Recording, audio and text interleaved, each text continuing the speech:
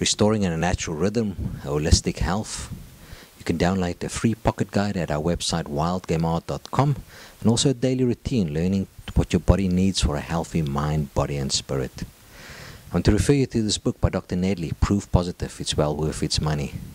Talking about protein, and also the book The China Study. Very worthwhile book reading. I would encourage you to get both of these books, and a lot of the images out of this presentation come out of these books, and I recommend you look at these. This is out of Dr. Nedley's book, The Great Meat and Protein Myth. First concept I want to share with you about protein is we eat more protein than we need. It's believed that Americans eat at least 50% more than the recommended amount of protein we need each day. I can tell you, concept number 2, protein is found in a variety of plant foods. If you eat a variety of plant foods, it is extremely unlikely that you'll become protein deficient. A variety of plant foods will give you the protein you need. If you think about milk and the risks involved with milk, including that there's about 80 million bacteria per gallon of milk, you might want to think twice about the protein you're getting in milk. Relationship with calcium and osteoporosis. In our subsequent topics, we'll discuss this a bit more. But I can tell you, countries with the highest milk consumption has the highest hip fracture rate in the world. The more protein you get from animals compared to plants, the more likely you are to get a hip fracture.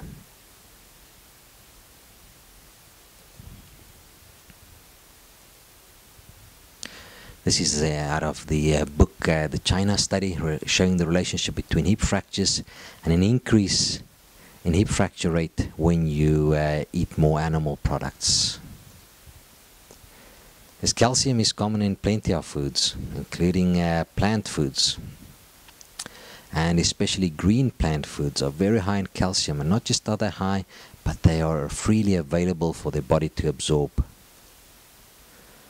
Autoimmune diseases include diseases like type 1 diabetes, lupus, multiple sclerosis, anti-nuclear antibodies, and eczema.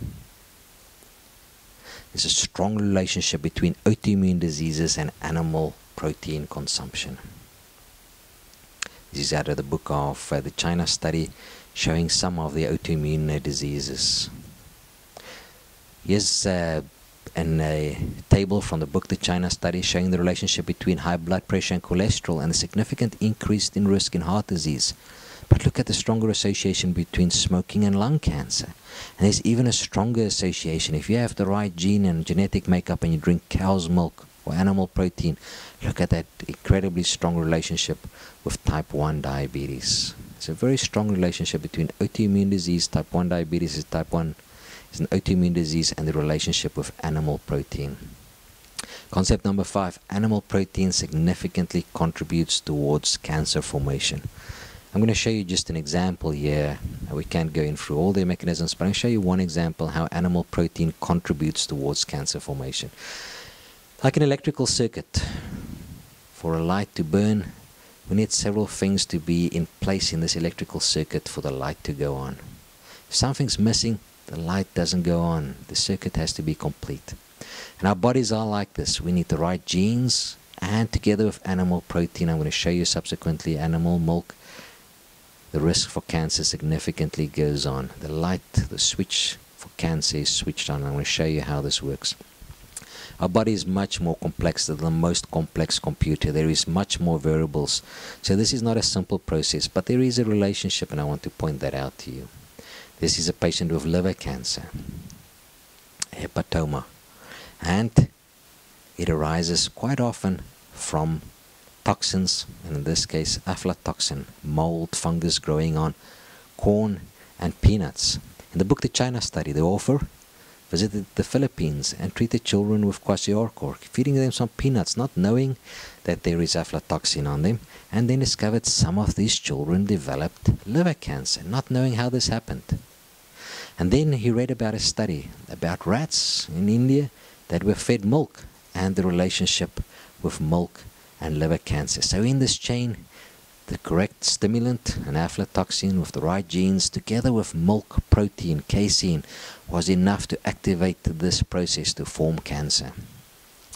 In several ways, they found that aflatoxin caused this cancer, but they found an even more astonishing fact, that the amount of animal protein you ate directly related to how likely you are to get cancer. If you ate small amounts of protein, you weren't likely to get cancer. If you ate 20% protein, animal protein, suddenly your chances rapidly increase to get this cancer.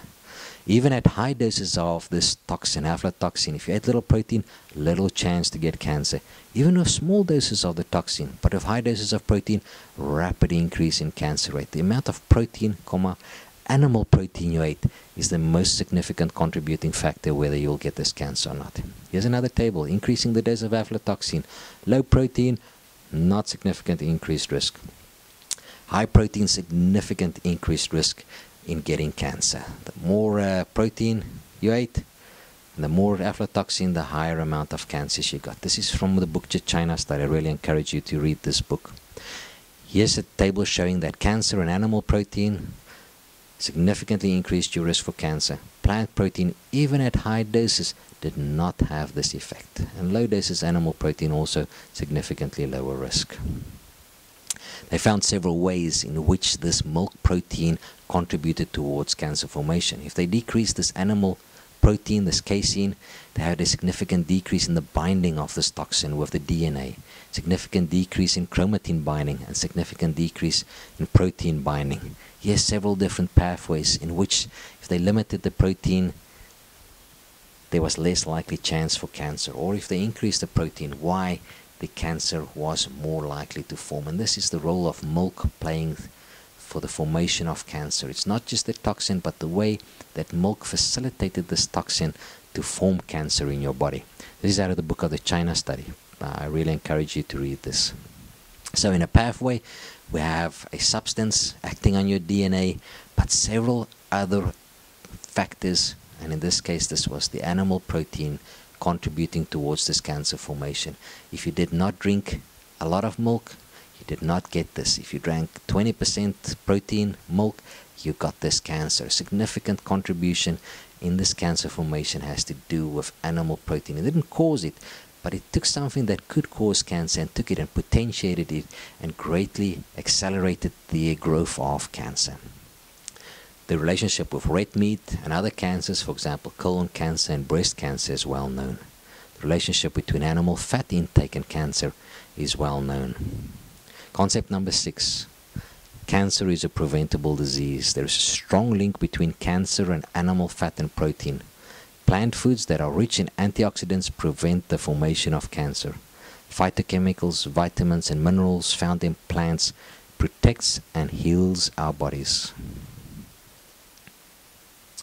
Plant chemicals, as summarized here by Dr. Nedley's book. Here's a summary of some of the plant chemicals we know have a profound effect on healing our bodies. Not only are they antioxidants, but these are active cancer-fighting and cancer-preventing chemicals that we have discovered. And then our subsequent talk, talking about phytochemicals, we'll discuss more about this.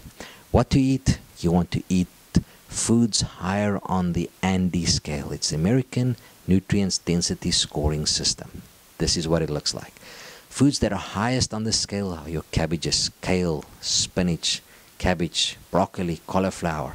You want to eat in this table. This is where you want to eat. You want to eat foods that are nutrient dense, protecting your body against cancer and disease. The first column, the higher in the nutrient score, the higher in the ANDI score, that's where you want to be. Concept number 6. If you want to prevent cancer, diabetes and heart disease, eat less animal products and refined foods. Eat more plant foods. If you have cancer, think about eating especially more raw plant foods. Limit the amount of protein you eat, especially animal protein. Limit the amount of tyrosine and phenylalysine you take in. Limit refined foods, exercise, sunlight, relationships heal us, and see your doctor.